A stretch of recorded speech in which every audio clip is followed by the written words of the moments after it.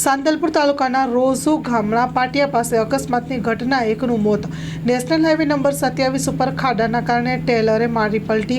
Taylor પલટી મારતા એકનું ઘટના સ્થળે મોત થયું છે, એક ઘાયલ થયા છે।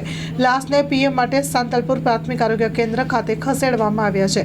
ઘાયલ વ્યક્તિને 108 મારફતે સાંતલપુર સારવાર માટે લઈ જવામાં આવ્યા છે।